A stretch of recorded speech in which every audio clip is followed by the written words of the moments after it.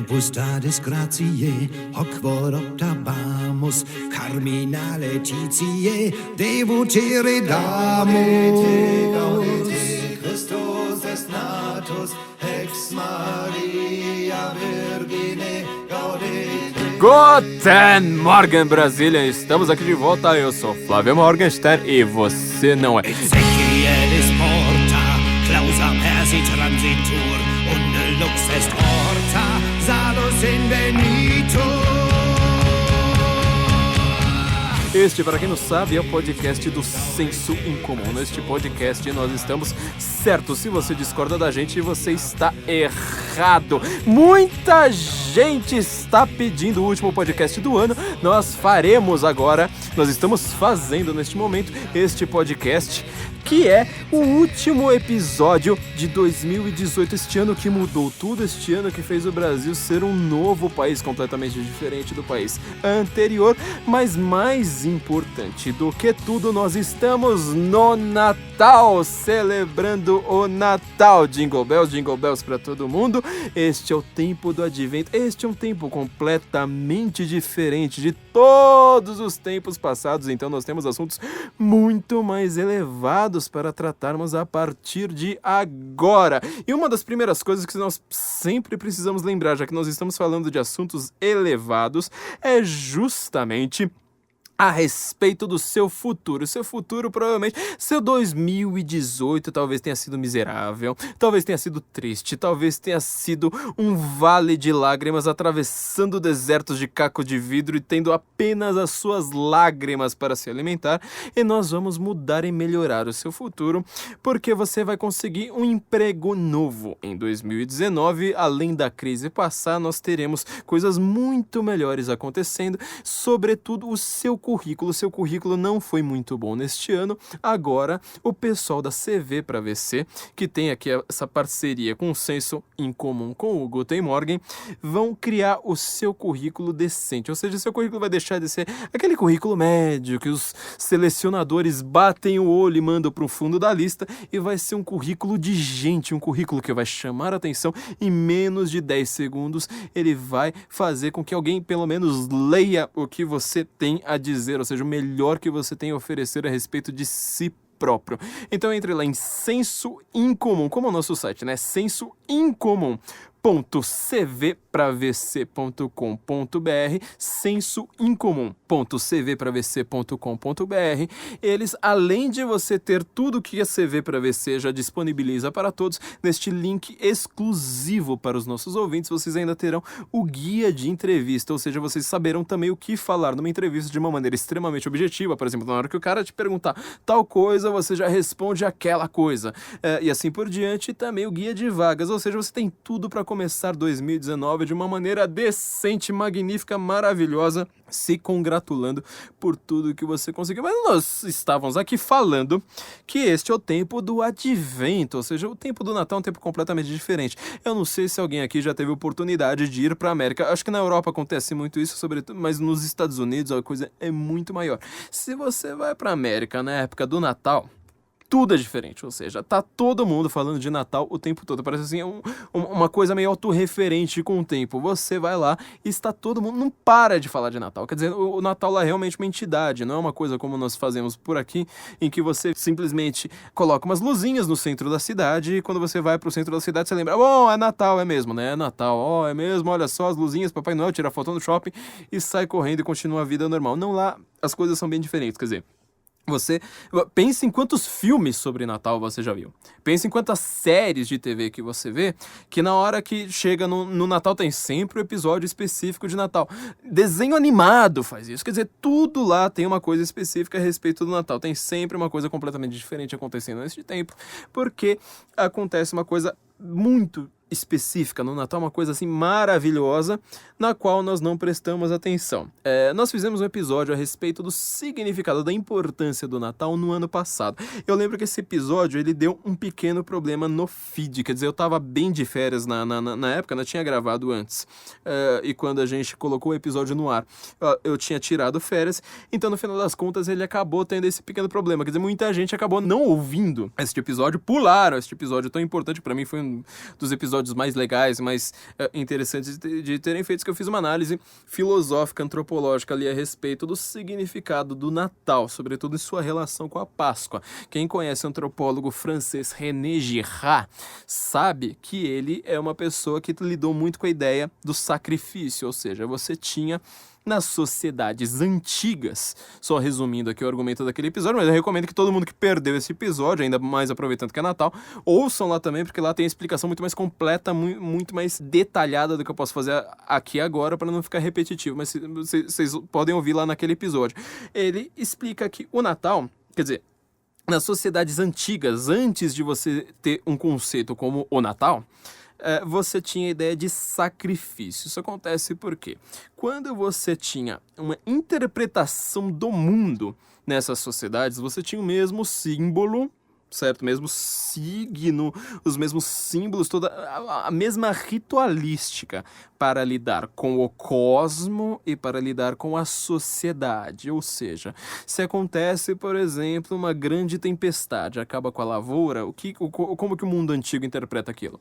Os deuses estão furiosos. Deu para ver fisicamente, materialmente falando, os deuses estão furiosos. Só que provavelmente isso tinha alguma coisa a ver com a própria sociedade. Então, por exemplo, eles estão furiosos porque nós estamos falando muito palavrão. Então, os deuses mandaram a tempestade, acabou com a nossa lavoura. Quer dizer, o signo para você interpretar o cosmo e a sociedade, ali, ele era o mesmo. Era o que o Eric Fögelen explica tão bem no começo da sua série em 5 livros, Ordem e História, dos livros de filosofia política mais importantes do mundo, para se entender o que acontece de fato. Ele fala assim, a grande novidade de Israel é que ele justamente cria a história, ou seja, você nessas sociedades em que o signo para interpretar uma tempestade, para interpretar a posição das estrelas, para interpretar tudo aquilo que era cosmológico, ele é o mesmo para você interpretar a alma interior e também a sociedade. Quer dizer, o símbolo jurídico ele era o mesmo, o símbolo cosmológico que era o mesmo signo psicológico, assim por diante.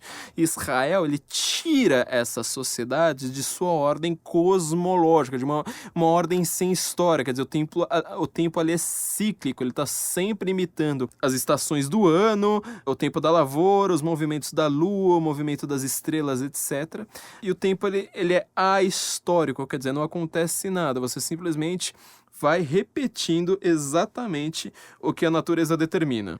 Então, quando acontece a revelação em Israel, você cria uma história, quer dizer, você passa a ter um tempo cronológico muito próximo, muito parecido com o nosso, com uma divindade que ela tanto atua no mundo, quanto ela está observando externamente este mundo. Quer dizer, você cria uma separação entre signos cosmológicos e signos históricos.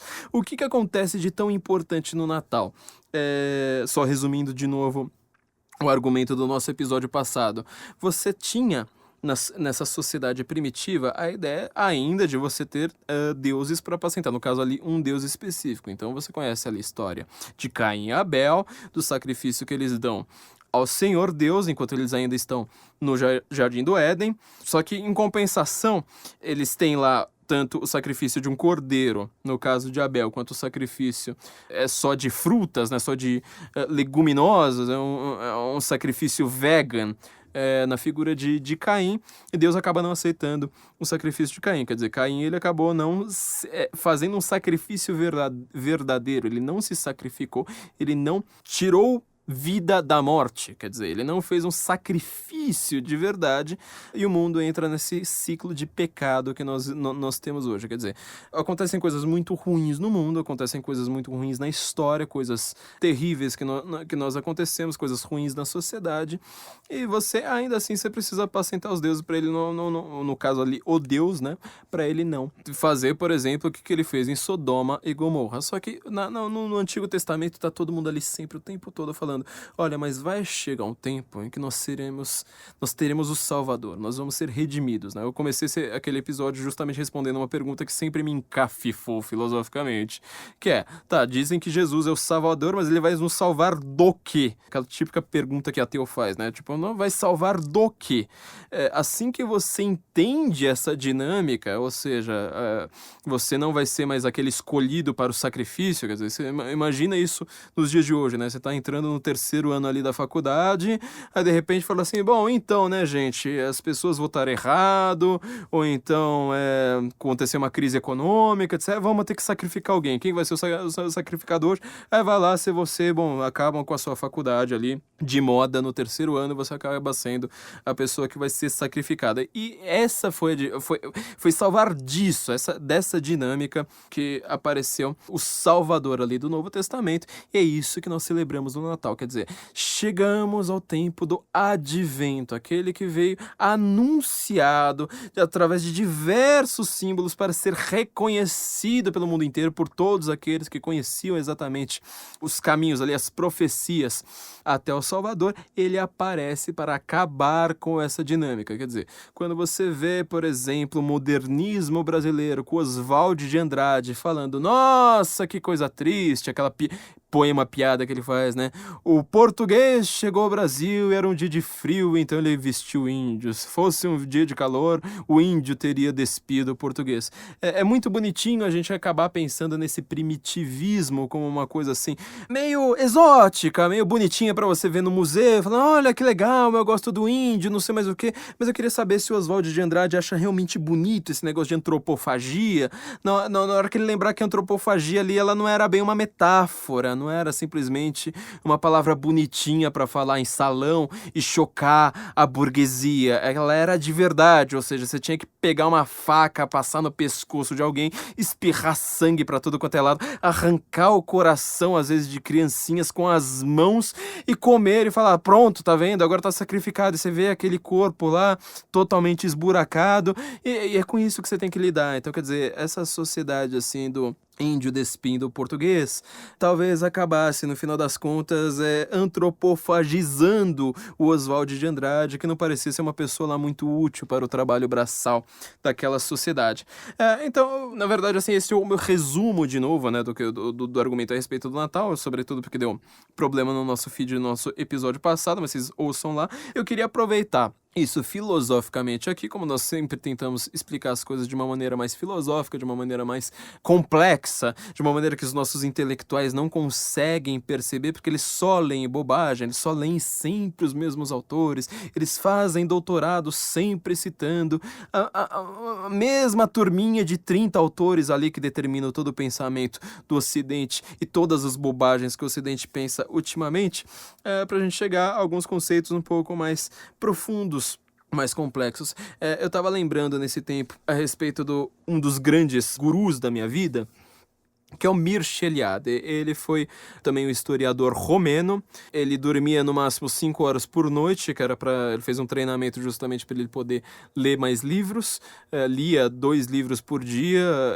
Inclusive, ele morou em Portugal, morou em Lisboa, leu autores brasileiros, leu os Lusíadas, conheceu um pouco da língua portuguesa. Ele era um cara assim que estudou muito a questão do sagrado. Isso para mim é uma questão filosófica muito importante e, sobretudo, ela teve algumas consequências neste ano que passou aqui para o Brasil. A ideia do sagrado, na verdade, ele sempre coloca assim, as pessoas entendem o sagrado e como oposto ao sagrado colocam o diabólico, mas na verdade o que é oposto ao sagrado seria o profano. O livro Sagrado e Profano dele é um livro curtinho, só que talvez um pouco difícil de ser encontrado, vive saindo de catálogo. Eu sempre recomendo aqui, aliás, toda vez que vocês forem comprar livros, né, quem for comprar os presentes de Natal ainda, os presentes atrasados e tal, usem os nossos links na Amazon, a gente sempre deixa ali embaixo dos nossos episódios, de todos os nossos artigos, vocês vão acabar contribuindo com o senso. Vou deixar o Sagrado e Profano ali dele, recomendo para você dar para os seus amiguinhos que estudam antropologia, sabe, aqueles seus primos que ficam maconheiros e acabam estudando antropologia, para eles terem realmente um cara que ele entende de fato do que são sociedades antigas, do que são sociedades modernas, e ele fala assim, a ideia do sagrado, não importa quão ateia seja construída uma nova sociedade no mundo moderno, como por exemplo é a União Soviética, ela acaba mantendo as mesmas ideias de sagrado. Isso aí nunca consegue escapar, porque isso aí é uma coisa que está dentro do homem, é uma coisa assim que pertence ao homem, essa visão do sagrado. Então, quer dizer, quando nós temos a ideia de sagrado e profano, o que nós estamos dizendo é que há significados nas coisas, há significado no mundo, há significado na natureza e, sobretudo, significado na alma individual, que eles não conseguem ser explicados simplesmente pela nossa dinâmica material e pela nossa dinâmica de explicações modernas. Quer dizer, o Mircea Eliade, ele fala logo no começo de um dos livros dele, não desse, né, do livro História das Ideias Religiosas, que houve na modernidade 3 grandes mestres do reducionismo, né? Marx, Freud e Nietzsche. Quer dizer, eram 3 caras que na hora deles lerem os mitos, na hora deles lerem textos extremamente complexos, você pensa na Bíblia, na Ilíada, na Odisseia, na Epopeia de Gilgamesh, nos textos orientais, esses textos que cada linha você precisa praticamente ler um livro para você conseguir acompanhar e entender de fato o que é que está acontecendo ali. Eles reduziam tudo a uma ideia pré-concebida que eles próprios tinham, e acabaram fazendo as piores leituras possíveis de textos tão importantes e destruíram toda a modernidade, porque hoje você acredita, por exemplo, na história de Édipo Rei, o Édipo estava apaixonado pela própria mãe, ou então que na história de Narciso ele estava apaixonado por si mesmo, quando os mitos dizem exatamente o contrário. Falava, não, você não está entendendo nada. Bom, você vê como é que a palavra narcisismo, o que virou a palavra narcisismo por causa de uma leitura ridícula do Freud, ou o que virou a ideia de Édipo, para quem não leu Sófocles, nas mãos de quem acredita em complexo de Édipo, pelo Freud, né? Eu sempre recomendo a maior surra intelectual, acho que talvez a maior surra intelectual que eu já vi na minha vida, tá no livro do Vernant, Jean-Pierre Vernant. O texto se chama Édipo Sem Complexo. Pesquisem aí, vocês vão ver o que é um cara pegando os textos do Freud, de um psicanalista também, discípulo do Freud, falando assim, ó, vou te provar que você não sabe nada sobre Édipo, vocês não entenderam nada, inventaram tudo e as pessoas acreditam nisso hoje.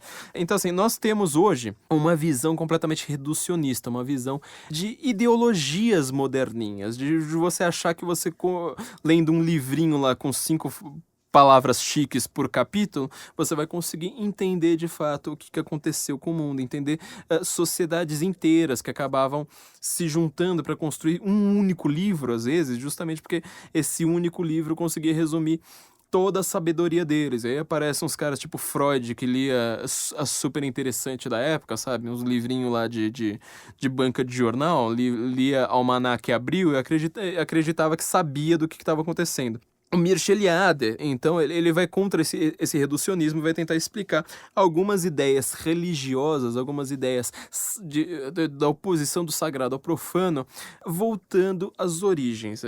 Por isso que eu queria aproveitar esse tempo do Advento para explicar isso. A primeira ideia dele, para mim, não vou nem me aprofundar muito nela, mas ela é extremamente importante, a gente pode aproveitar para nos aprofundarmos nela em algum outro momento, é que todo sagrado, ele divide o espaço de uma maneira diferente. Quer dizer, para o materialista, todo espaço do globo ele tem o mesmo significado, quer dizer, é simplesmente um lugar para ser habitado ou um lugar para ser explorado. É um lugar ali que você simplesmente vê o que há materialmente de vantajoso para si e você vai acabar usufruindo daquela matéria conforme as suas necessidades e os seus desejos. Essa é a visão materialista a respeito do espaço. A visão do sagrado é completamente diferente, quer dizer, quase toda religião, ou talvez toda religião, tenha criado uma cidade sagrada. Geralmente, para os mitos antigos, esses mitos cosmológicos, como eu disse, né, a ideia de que o cosmo,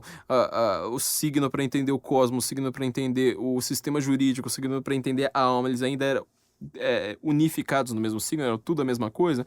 Geralmente eles vão lá e falam assim, bom, o cosmo inteiro surgiu e foi tudo para construir essa cidade. Então você vai naquelas tribos primitivas, sei lá, na Nova Zelândia, os caras vão lá e falam assim, não, então, o nosso Deus criou todas as estrelas, criou todo o universo, criou todos os planetas, criou tudo que é bom, e a cidade sagrada que ele criou é justamente aqui a nossa. Você já viu isso aí em qualquer história que envolva povos primitivos sempre eles acreditam nesse tipo de coisa. Mesmo no Novo Testamento você ainda tem lá uma ideia de uma cidade sagrada, né?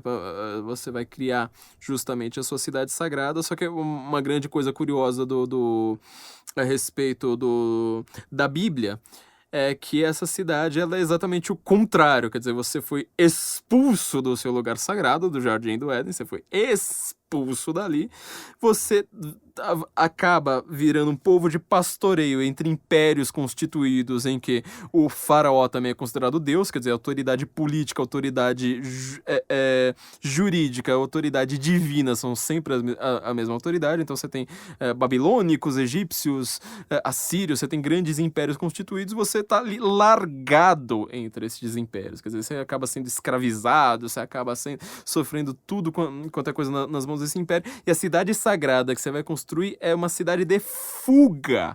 Quer dizer, ela deixa de ser o epicentro ali do mundo, ela vira um lugar ali de fuga, onde você vai realmente construir na hora que você vai pro meio do deserto, fugindo de todo mundo, né? Então, você vê que a ideia de Jerusalém como um lugar sagrado, ela tem umas certas particularidades em relação a todas as outras do mundo. Essa é a noção do espaço, só fazendo aqui uma apresentação rápida. Mas o que eu queria deixar aqui como uma pequena reflexão para nós é a ideia de tempo, quer dizer, também o tempo. Pensado materialmente, pensado para um homem religioso, ele é completamente diferente. Quer dizer, é um tempo sagrado. Por exemplo, esse tempo do advento para os cristãos, explicando isso, ele é completamente diferente do tempo para um ateu. Quer dizer, um ateu, ele simplesmente vai falar assim, bom, a Terra deu uma volta ao redor do Sol novamente. E agora nós estamos numa época de hipocrisia, onde nós vamos fingir que nós gostamos da nossa família, nós vamos fazer um jantar de comemoração a uma entidade na qual eu não acredito, na qual eu vou ter que ouvir meu tiozão do pavê, que parece o Joaquim Teixeira, meu outro tio que votou no Bolsonaro, meu primo que ele é um encostado Mauricinho, e vou ter que ficar fingindo que eu gosto da minha mãe e do meu pai. E isso é a visão do tempo para o materialista, quer dizer, ele olha o tempo sempre de novo pela mesma dinâmica de simplesmente falar o que eu posso explorar, o que eu posso habitar, o que pode ser bom para mim, o que eu posso tirar de proveito material deste tempo.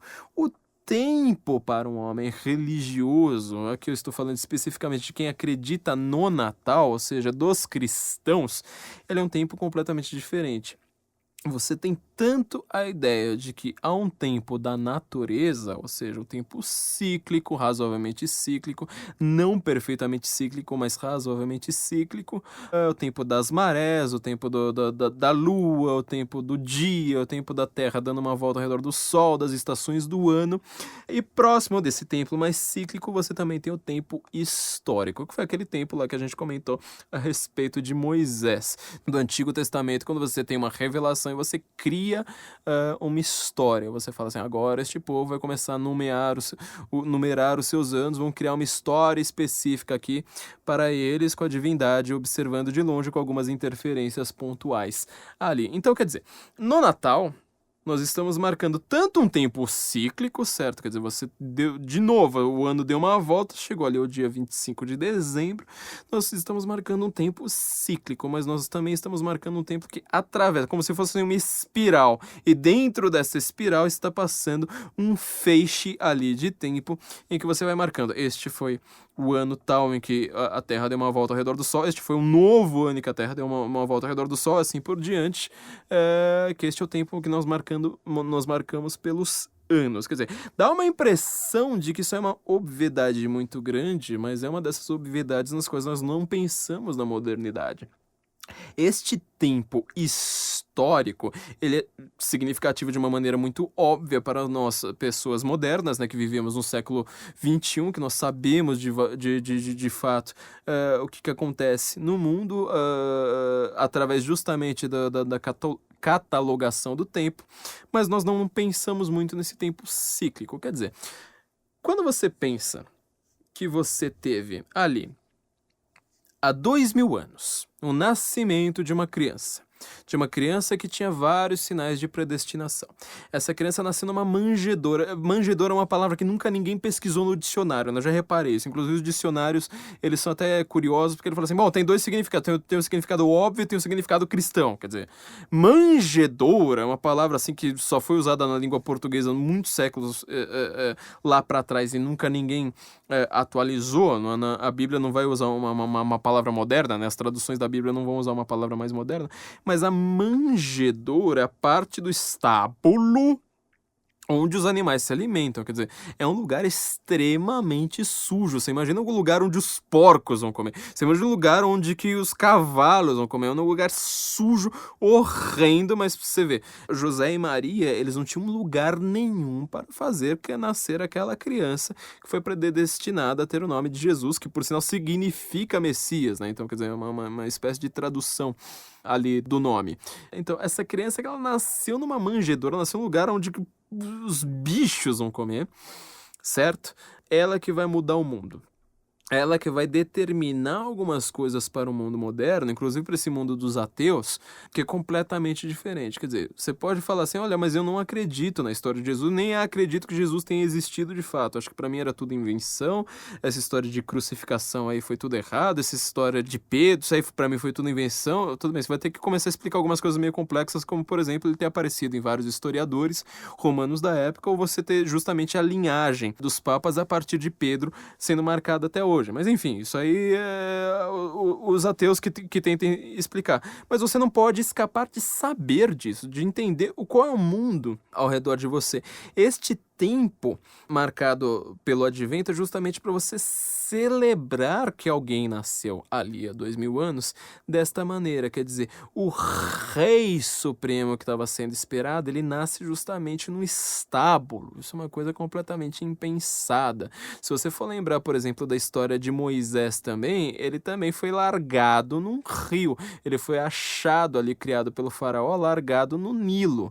Quer dizer, justamente aquelas crianças que são largadas para lá, deixadas para lá, elas é que podem ser as crianças mais importantes. Isso para mim já tem um significado muito grande para o mundo moderno. Justamente esse mundo que nós estamos pensando neste ano, por exemplo, em que a ideia de você simplesmente tratar um próprio filho como resto hospitalar, como lixo hospitalar, como algo a ser descartado, jogado fora, falando, eu não gostei, simplesmente arranque isso de mim porque é simplesmente um amontoado de células.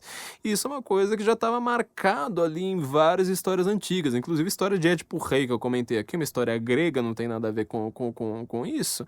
Ela também tem mais ou menos a mesma ideia, quer dizer, um pai que joga fora o próprio filho. Tudo bem que ali foi um pouco a contragosto, mas ele joga fora o próprio filho falando, mande matar isso aqui, porque senão eu tô lascado, justamente porque o filho não morre, que ele acaba ficando lascado de verdade. Então, você vai vendo o que é o tempo cíclico. Tem algumas coisas que elas acabam acontecendo de volta, e de volta, e de volta, e de volta. Tudo bem, elas podem trocar o nome. Naquela época era sacrifício de crianças no Antigo Testamento. Depois acabou virando abandono, sabe? Agora virou aborto. Mas você tá vendo como algumas ideias elas são cíclicas. Essa ideia de você celebrar um tempo cíclico é muito importante pra gente, e nossa mentalidade moderninha não pensa nisso. A gente não acha isso importante porque a gente tá o tempo todo preocupado em ler notícias, ler manchetes do que tá saindo na Folha de São Paulo, falando, meu Deus do céu, será que aconteceu alguma coisa nova na Câmara dos Deputados agora? Se você for parar bem pra pensar, pensa justamente nesse tempo cíclico, nessa organização de tempo, sabe? Todo mundo que tenta organizar o tempo vai lá e compra um livro de produtividade. Vou comprar um livro de produtividade. Vou comprar um livro a respeito de como ter foco no trabalho. Eu vou comprar esses livros, sabe, meio autoajuda, meio de empresário, uma autoajuda um pouco mais chique, falando como melhorar seus rendimentos. As pessoas, elas compram esse tipo de bobagem pra cima e pra baixo. Tudo bem, geralmente é um livro assim que ele tem uma boa ideia, uma frase interessante pra um livro inteiro com um monte de lixo, geralmente um monte de coisa que zoa a sua cabeça junto. Mas elas não leem os clássicos. Bastaria que elas lessem os clássicos a sério, sabe? Procura uma pessoa séria, sabe? Uma pessoa que estudou aquilo ali com afinco, estudou aquilo ali na faculdade, estudou aquilo ali de uma maneira muito mais séria do que simplesmente lendo ou correndo, você vai acabar tendo uma capacidade de organizar o seu tempo muito maior. Pensa nessa organização, então, cíclica do tempo. Olha como é que as coisas estão sempre voltando, estes assuntos estão sempre voltando. E mesmo assim, olha, temos a ideia, por exemplo, do exemplo que eu dei aqui, de dinâmicas de sacrifício voltando o tempo todo, e sempre pelas mãos das mesmas pessoas, quer dizer, aqueles mesmos que quiseram perseguir Jesus ali há 2000 anos, estão perseguindo o cristianismo hoje, falando, olha, nós precisamos ter o direito humano ao aborto, o direito humano ao aborto, porque onde já se viu a mulher não ter o seu próprio corpo usado como uma máquina de matar um outro corpo, quer dizer, é sempre uma forma de você repetir um discurso que já estava sendo usado lá atrás. Só que da mesma forma, o que eu acho que é uma mensagem muito mais interessante para nós pensarmos no Natal, é uma outra dinâmica, quer dizer, uma dinâmica agora não só de entender por que esse sacrifício parou. Isso vocês vão ouvir no nosso último episódio, né, da importância do Natal do ano passado. Por que esse sacrifício parou? O Natal justamente nos salvar deste sacrifício, falar assim, bom, alguém já se sacrificou por nós, alguém já fez essa dinâmica, nós só precisamos imitar isso, nós só precisamos voltar a celebrar este mesmo sacrifício, ter este mesmo sacrifício em mente, ao invés de tentar apacentar os deuses, sei lá, assassinando nossos próprios filhos, quando a gente faz uma cagada muito grande. Nós não precisamos mais fazer isso. Só que nós precisamos também celebrar nesse tempo cíclico algumas coisas para nós agradecermos. É justamente aqui que entra aquela velha discussão, né, de Natal. Nossa, mas nós vamos ter que ver nossa família que nós detestamos, que coisa chata e não sei mais o que. Eu sempre paro e penso e falo assim, tá, você já parou para pensar numa coisa muito simples? Coisa muito simples, ó. Você já parou pra pensar se você não tivesse essa família? Você faz ideia? Porque assim, uma coisa você fala assim, olha, meu amigo, ele tem uma família melhor do que a minha. Isso é inveja. Nenhuma família perfeita, sempre vai haver famílias melhores em alguns aspectos, pode ser aspecto econômico, pode ser um pai que faz piadas melhores, pode ser todo mundo tem um humor melhor, sabe? Famílias são assim. A vida é assim, tudo na vida é assim. Política, tudo na vida dessa forma. Economia, etc. Tudo na vida dessa forma. Só que você já parou pra pensar o que é não ter família de fato, sabe? As histórias mais tristes que você leu na infância era tudo de orfanato. Você pode reparar. O cara que queria fazer uma história triste, ele fazia a história no orfanato. Se não era no orfanato, era pelo menos com uma órfã. Você pode pegar, sei lá, Bernardo e Bianca, você pode pegar Heidi, sabe, a heroína suíça, você pode pegar qualquer uma dessas histórias tristes, sempre tem uma órfã. Por quê? Porque é uma pessoa sem família. Se você for parar pra pensar o que é você crescer sem família nenhuma, talvez você pare e pense, olha, minha família, ela, sei lá, me deprime um pouco, os caras falam muita besteira, os caras não votam em quem eu voto, os caras não acreditam na mesma ideologia que eu, mas caramba, eles me criaram, né? Sabe, pode ser de uma maneira completamente torta, a trancos e barrancos, todo mundo cometendo um monte de erro, porque ninguém é perfeito, mas eles me criaram. Já parou pra pensar nas crianças na rua? Pensa nisso nesse momento. Aproveita o advento agora para pensar nisso nas crianças sem família.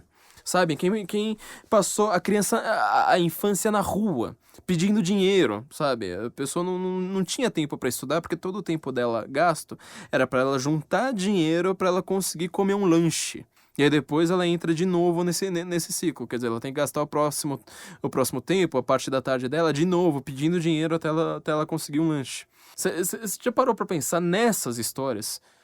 Isso é pelo que você tem que agradecer nesse tempo. Então, assim, você vai falar assim, mas tem muita hipocrisia, sabe? Eu ouvi uma frase muito boa, se eu não me engano, do Fulton Sheen. Disseram pra ele, assim, mas a igreja tem muitos hipócritas. Ele falou assim, sempre cabe mais um, pode vir. Nós precisamos parar de pensar simplesmente no lado ruim. Esse é um tempo muito bom para nós pensarmos, celebrarmos dessa maneira cíclica, mas também histórica, quer dizer, dois tempos correndo juntos, um de uma maneira direta, um de uma maneira meio, vamos dizer, espiral, para nós entendermos, nós temos muito a celebrar.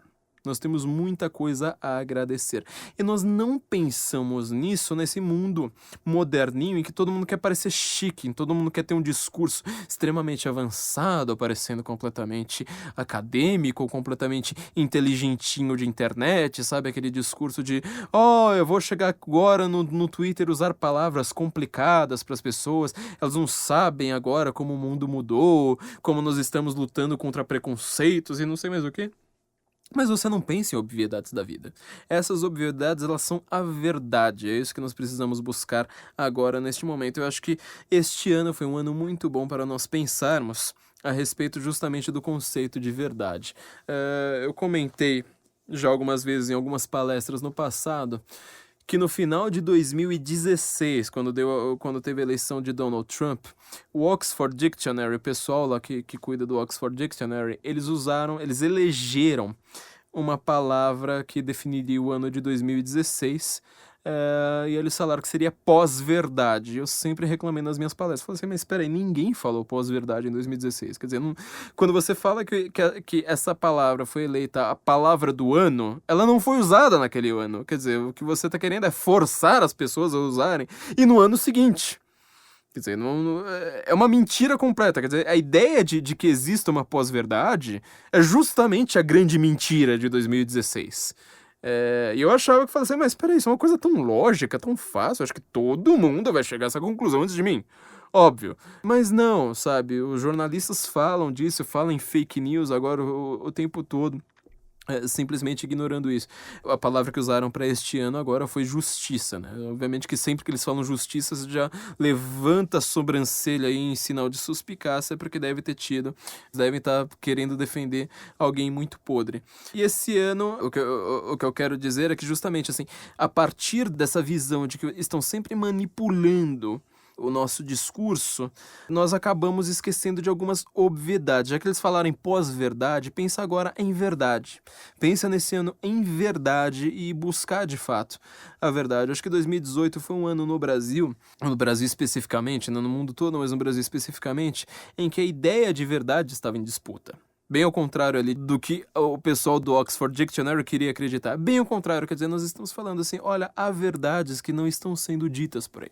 A verdade é que esse pessoalzinho chique, esse pessoal, sabe, que faz faculdade, tem canal no YouTube, tem milhares de seguidores e não sei mais o que, verdades que eles ignoram, verdades que eles não dão mais bola. Quer dizer, hoje em dia, se você faz uma fanfic que seja a favor do seu candidato, vale muito mais do que você falar, olha, mas espera aí, isso aí não foi bem assim, não. As pessoas vão falar assim, mas o que vale a ideia? Como assim? Sabe? Como assim? Isso aí nunca foi uma verdade verdadeira. Quer dizer, todo o Ocidente ele é baseado na ideia justamente de você buscar a verdade, não importa contra quem. Uma famosa frase em latina, eu sou amigo de Platão, mas mais amigo da verdade. Quer dizer, você consegue ser mais amigo da verdade do que do maior filósofo da antiguidade, daquele que todo mundo respeitava, ainda assim você fala assim, mas às vezes pode ser que ele erre. Pode ser que eu tenha que defender justamente outra pessoa. Sócrates mesmo, o maior sofista com o qual ele debateu, eles estavam debatendo justamente essa questão. Quer dizer, o que é a justiça? Sócrates vai lá dar toda aquela definição dele. O cara fala assim, a justiça é quando o mais forte manda. E nós estamos voltando a este tempo em que o mais forte manda. Quer dizer, se você tem mais seguidores no seu canal do YouTube, você fala assim, não, mas eu sou mais verdadeiro. Pronto, eu não preciso mais responder ninguém. Eu sou o cara que manja, eu sou o cara que entende das coisas. Se você é o mais bonito, se você é o mais rico, você acha que você é o mais verdadeiro por conta disso.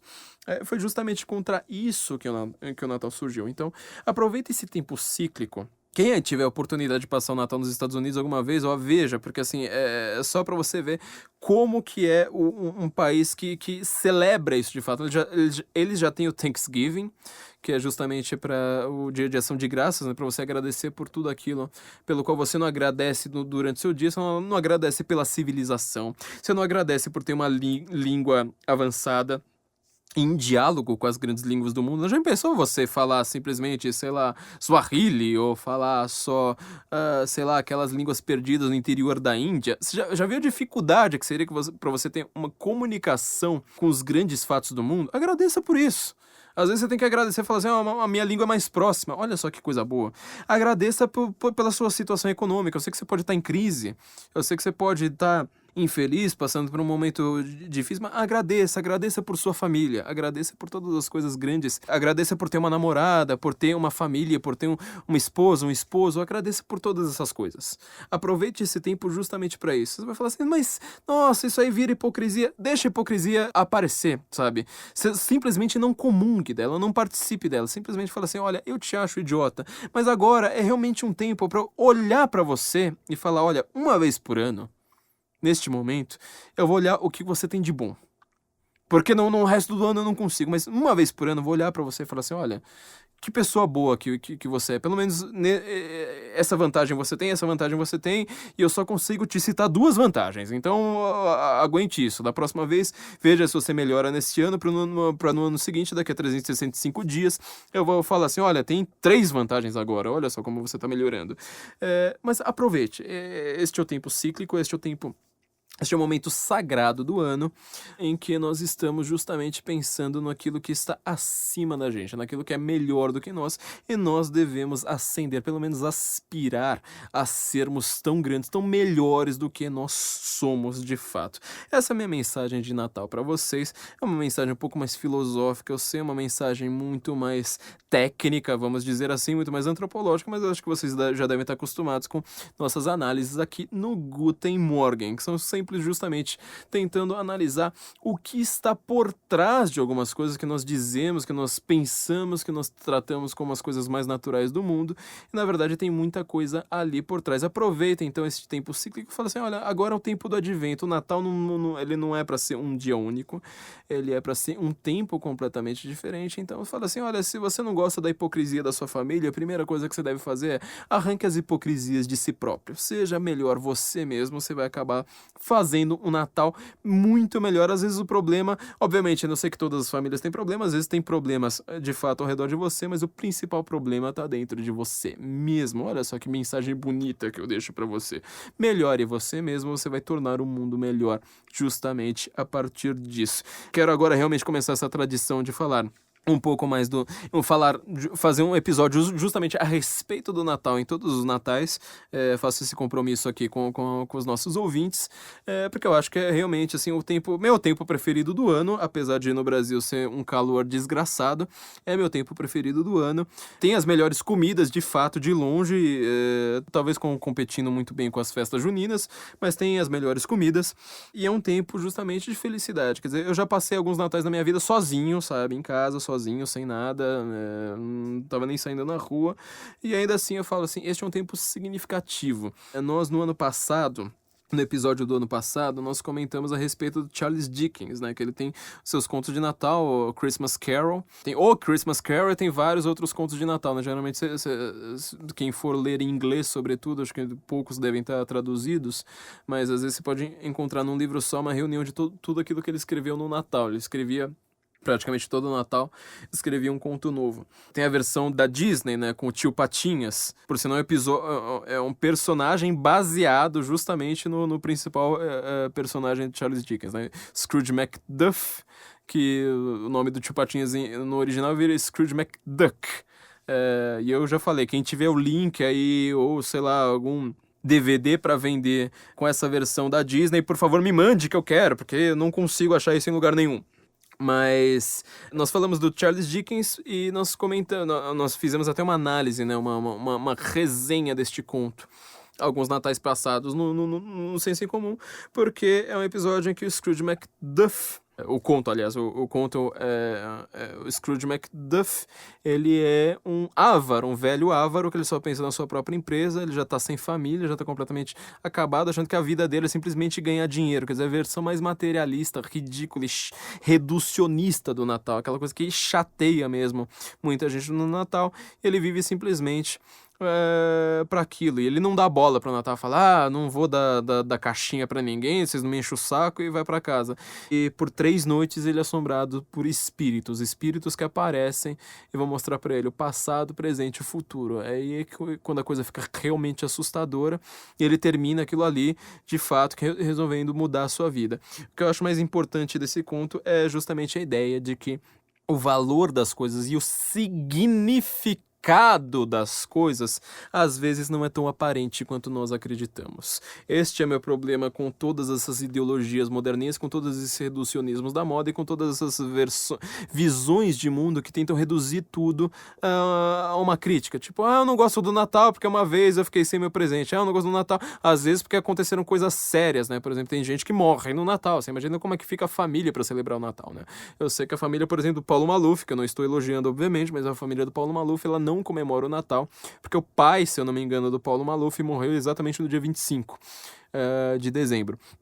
Então, realmente, podem acontecer coisas tristes, podem ser que você esteja no hospital, passando o Natal no hospital, sabe, enfrentando doenças, cuidando de um doente, etc. Mas pensa, o significado das coisas às vezes nem sempre está tão aparente quanto ele é. O valor da vida, ele não tá tão na cara assim. Então aproveite esse tempo para celebrar isso, para você esquecer um pouco de política, sabe? Aproveita até que o Congresso tá fechado e fala assim, não, vamos parar de pensar um pouco em política, nós politizamos demais a vida, vamos parar de pensar simplesmente em termos de, sabe, esquerda e direita. Eu tava pensando nisso hoje mesmo, falei assim, nós, obviamente, esquerda e direita existem, nós já cansamos de falar disso aqui no Guten Morgen, mas pensa, nem tudo se encaixa nisso. Sabe, nem tudo tá nisso. Parece que hoje em dia, se a gente for ler um escritor ou um filósofo, a primeira pergunta que a gente vai fazer é, mas é de esquerda ou de direita? Esquece isso um pouco, sabe? Esquece isso um pouco, aproveita esse tempo do advento e fala assim, vamos nos comportar diferentemente neste tempo. Em outros tempos, a gente vai ter um certo comportamento coletivo diferente, mas neste tempo, vamos ter um comportamento coletivo um pouco mais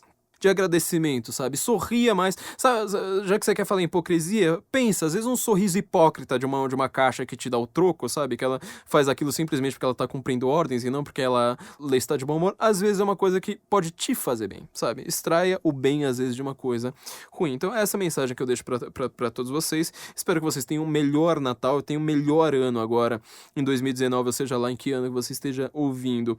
E isso, eu realmente tenho muitas coisas a agradecer. Acho que 2018, eu já tinha falado, né? 2000, sei lá, pelo menos desde 2012, assim, todos os meus anos foram melhorando. Eu estou realmente no melhor ano da minha vida, espero que o próximo ano seja ainda melhor. Tenho muitas coisas a agradecer, espero que só a ideia de agradecer possa acender uma chama de agradecimento em você. Então, gente, é isso que eu deixo de recado. Não se esqueçam, eu acabei de perceber que nos últimos episódios nem tinha falado disso, nós estamos com a nova edição da revista do Senso em Comum. Como nós falamos, nós vamos tentar ter uma regularidade agora realmente mais ordenada e disciplinada, tá vendo? Tudo remete à organização do tempo. Tudo remete à organização do tempo nessa vida. Vamos ter que ler os clássicos então também, né? Vamos falar mais dos clássicos no ano que vem. Nós estamos com a nova revista do Senso, em que nós estamos justamente explicando como lidar com esse dicionário, com este vocabulário novo da política, sabe? Esse vocabulário cheio de fascismo, nazismo, feminismo, machismo, homofobia, não sei mais o que. Algumas armadilhas neste vocabulário que eu acho que só uma análise linguística, uma análise de quem trabalha realmente com linguagem já há um bom tempo, e sobretudo suas ligações com a política, consegue perceber. Porque não adianta você simplesmente falar assim, eu mando para aquele lugar e acabou. Você vai ver que algumas armadilhas colocadas nesse tipo de linguagem, que elas estão para estourar. Alguma hora isso aí vai acabar dando algum problema. Então, eu estou preparando meus leitores, o pessoal que contribui no Patreon, no Apoia-se, o Apoia-se que aceita até boleto, contribuição em boleto. Nossos leitores, nossos patronos, nossos leitores exclusivos, então eles vão ter acesso a uma análise que eu fiz a respeito de como lidar com este novo vocabulário, e imagina, agora com nosso novo presidente, isso vai se tornar uma questão premente para 2019. Então não se esqueçam de nos apoiar ali no Apoia-se, apoia.se, né, apoia-se, apoia.se/senso em comum ou patreon.com/senso em comum. Vocês vão contribuir e ter acesso a essa revista. Não se esqueçam disso. Também comece um ano com currículo novo com a CV para VC, né? Eu lembro todos vocês aí que vocês vão ter acesso a um conteúdo exclusivo através de sensoincomum.cvpravc.com.br, que é o guia de entrevistas e o guia de vagas para você começar esse ano muito mais ciclo, quer dizer, pensa nisso como investimento. Mesmo que você esteja empregado, esteja procurando uma posição nova, é um investimento rápido. Quer dizer, nossos ouvintes que já foram clientes da CV para VC, todos eles elogiaram, falando assim, consegui uma vaga bastante rápida, viu? Então, quer dizer, você vai cobrir o gasto que você teve de uma maneira bastante rápida. Então, entre lá no sensoincomum.cvpravc.com.br e vocês vão ter um ano novo muito melhor para vocês. Sejam nossos patronos, não se esqueça, agora nós temos uma parceria também com a Vista Direita, então vocês podem comprar camisas, canecas, tudo que vocês quiserem do Senso, é só entrar na loja ali da Vista Direita, entrar ali justamente na loja do Senso, tem uma parte específica ali do Senso em Comum, tem nossos logos, nossas âncoras e uma camiseta que eu achei bem especial, muito me alegrou essa camiseta, que tá escrito justamente, se você discorda, você está errado. Então, perca amigos agora com garbo e elegância também. Então, gente, um Feliz Natal para todo mundo. Quero que todos vocês estejam felizes. E realmente eu não quero terminar este Natal brigado com ninguém, de todas as pessoas que eu briguei neste ano. Então, se você brigou comigo, por favor, me liga e me peça desculpas. Você está errado. Gente, Feliz Natal para todo mundo. Nos ouvimos então no ano que vem. Guten Morgen, Brasília. The holly green, the ivy green, the prettiest picture you ever see. It's Christmas in Killarney with all the folks at home. It's nice, you know, to kiss your beau while cuddling under the mistletoe. And Santa Claus, you know, of course, is one of the boys from home.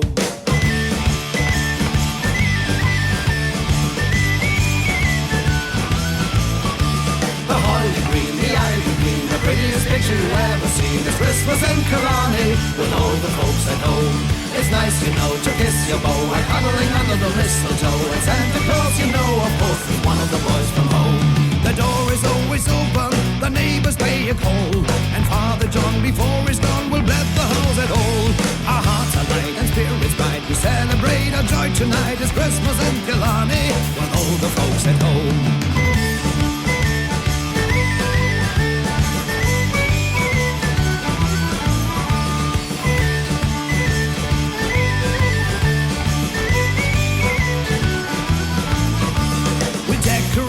Christmas tree and all the families here. Around a roaring fire, we raise a cup of cheer. The gifts to bring and songs to sing, and laughs to make the rafters ring. It's Christmas in Killarney with all the folks at home. The holly green, the ivy green, the prettiest picture you ever seen. It's Christmas in Killarney with all the folks at home. It's nice, you know, to kiss your beau while cuddling under the mistletoe. And Santa Claus, you know, of course, is one of the boys from home.